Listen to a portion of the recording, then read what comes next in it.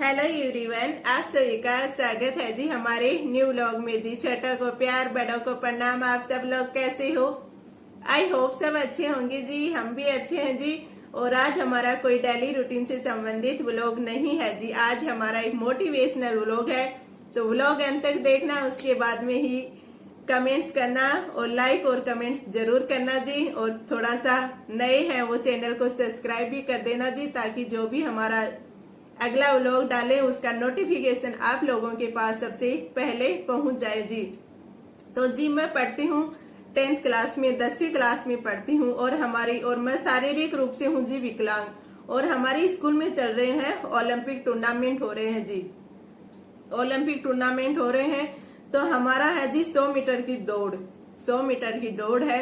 उसके लिए मैं और मेरे साथ में मेरे 10 और फ्रेंड हैं, मेरे साथी हैं, वो भी दौड़ में सम्मिलित हो रहे हैं जी। जब हम दौड़ स्टार्ट करते हैं तो थोड़ी दूर के अंदर, यानी कि थोड़ी ही दूरी तय करते हैं, तो मैं गिर जाती हूँ और रोने लगती हूँ एकदम से, क्योंकि मैं इतनी विकलांग हूँ, इतनी कि मेरा जो भी अंग है शरीर के, उनमें तालमेल नहीं हो रहा है जी। क्योंकि उनका जो विकास है वो अच्छे से नहीं हो रहा है। जो अंग है, हमारे पैर हैं उनके, तो मेरा दौड़ना पॉसिबल नहीं हो रहा है इतना, यानी कि जो मेरे हाथ पैर हैं वो मेरा साथ नहीं दे रहे हैं। वैसे मेरे जो 10 सहपाठी हैं वो भी विकलांग है जी, लेकिन वो थोड़े से मुझसे आगे निकल जाते हैं और मैं गिर जाती हूँ। गिरते ही रोने लगती हूँ एकदम से। तो मेरे रोने की आवाज को सुन करके और मेरे जो 10 साथी हैं वो पीछे देखते हैं, तो मैं एकदम से गिरी हुई हूँ पूरी मिट्टी के अंदर और रो रही हूँ। तो मेरे वो 10 साथी वापिस आते हैं। वापिस आकर के पहले मुझे खड़ा करते हैं और जो मिट्टी वगैरह लगी रहती है उसको अच्छे से पोंछते हैं, उसको साफ करते हैं और मेरे आंसू पोंछते हैं और मुझे कहते हैं चलो दौड़ करते हैं। मैं कहती हूँ कि नहीं, मुझसे नहीं दौड़ा जाएगा, क्योंकि मेरे जो शरीर है वो मेरा साथ नहीं दे रहा था। काफी कोशिश करने के बाद में भी साथ नहीं दे रहा था। तो उन्होंने मुझे हिम्मत दी, यानी कि मुझे मोटिवेट किया कि नहीं, चलिए हम आपके साथ चलते हैं, आपको साथ लेकर के चलते हैं और देखना हम कैसे एक साथ पहुंचेंगे। 11 के 11 एक साथ पहुंचेंगे और हमारी जो मंजिल है उसको पार करेंगे, जो रेखा है उसको हम पार कर जाएंगे। और वो 10 और मैं 11 मिलकर के हाथ पकड़ के आपस में 11 और एक साथ दौड़ लगाते हैं, तो वो 100 मीटर की दौड़ हम साथ में एक साथ में जो रेखा खींची होती है उसको पार कर जाते हैं। तो सारे जो हमारे बैठे हुए थे, दूर दूर से आए हुए जो भी लोग थे, यानी कि जो भी देख रहे थे सारे, वो भी कंफ्यूज हो गए। जो हमारा निर्णायक थे वो भी सारे, यानी कि जज बैठे थे फैसला करने के लिए कि भाई कौन फर्स्ट आएगा, कौन सेकंड आएगा, किसको ट्रॉफी दी जाए। तो जो हमारे निर्णायक महोदय थे वो भी कंफ्यूज हो जाते हैं कि अब किसको ट्रॉफी दी जाए, किसको फर्स्ट माना जाए जी। ये तो 11 के 11 ही एक साथ आ गए हैं।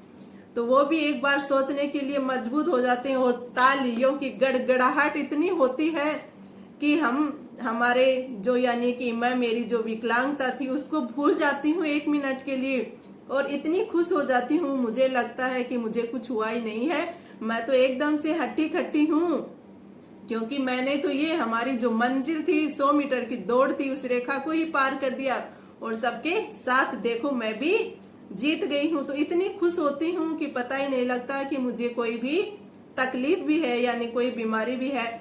तो सारे हमारे निर्णायक महोदय कंफ्यूज हो जाते हैं कि किसको ट्रॉफी दी जाए, कौन विनर है इसके अंदर।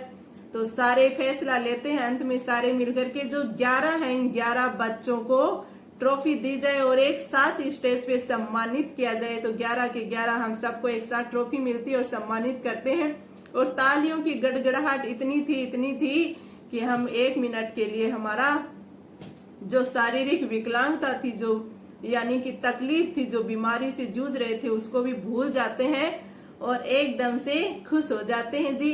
तो मैं इस कहानी के माध्यम से आप लोगों को बस यही शिक्षा देना चाहती हूँ कि जो भी हमारे आसपास जो भी शारीरिक रूप से विकलांग है उनका मजाक मत उड़ाइए, उन्हें मोटिवेट कीजिए, उन्हें साथ लेकर के चलिए, क्योंकि कुछ तो जन्मजात विकलांग होते हैं और कुछ के साथ घटना ऐसी घटित हो जाती है कि बाद में भी हो जाते हैं।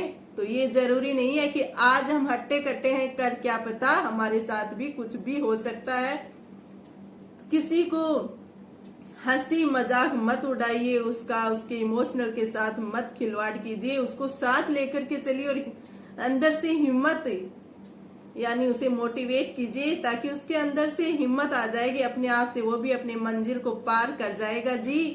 तो कभी भी किसी भी शारीरिक रूप से हो या चाहे कोई मानसिक रूप से हो, किसी भी तरह से कोई भी कमजोर या यानी कि मजबूर, कभी कभी कुछ मानसिक रूप से ऐसी तकलीफों से भी जूझते रहते हैं, तो उनका मजाक मत उड़ाइए। उन्हें थोड़ा सा, बस कहते हैं ना, डूबते को तिनके का सहारा मिल जाए तो उसके सारे तैर करके अपनी जो नदी होती है, समुद्र, उसको भी पार कर जाता है जी। तो इसलिए आपको एकदम से थोड़े से डूबते को सहारे की जरूरत होती है।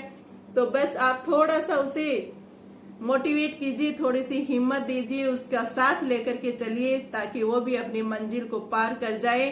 क्योंकि आज किसी के अंदर हो रही है तो कल हमारे अंदर भी ये घटना हो सकती है, कोई जरूरी नहीं है जी।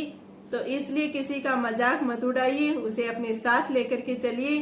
क्या पता हमारे थोड़े से, कहते हैं ना, हम किसी को गले लगाते हैं, इतना दुखी इंसान होता है, उसको गले लगाते हैं तो 1 मिनट के लिए अपना सारा दुख भूल जाता है और उसे लगता है कि हाँ चलो जी, अब मैं भी कुछ कर सकता हूँ जी।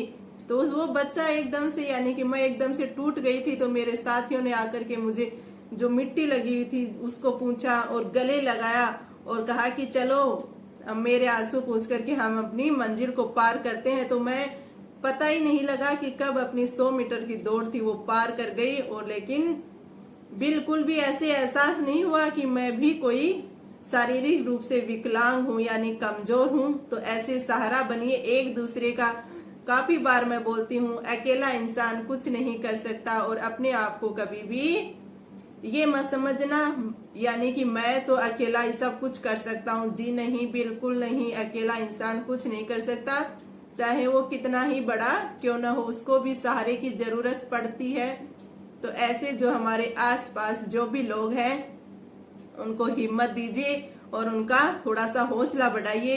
कई बार क्या होती है, बीमारी इतनी बड़ी भी नहीं होती है जितनी हम बातें बनाते हैं, हाँ जी ये तो कम ही दिनों का मेहमान है, बस इसके तो इतनी बड़ी बीमारी है।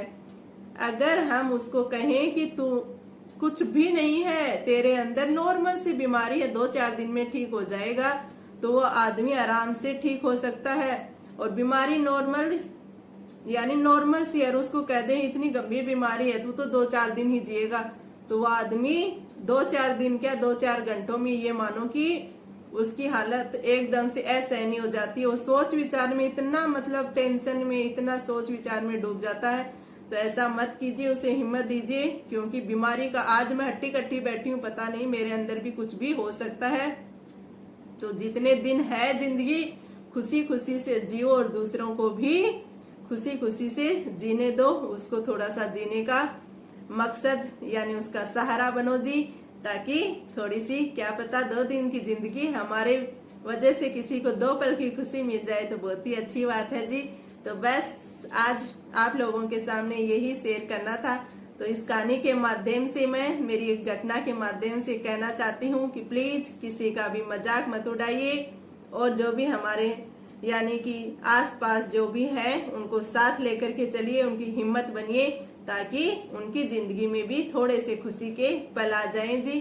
तो बस बाय बाय जी, राम राम जी सभी को, थैंक यू जी, जय हिंद, वंदे मातरम। मिलते हैं जी अपने अगले वीडियो में, तब तक के लिए थैंक यू जी।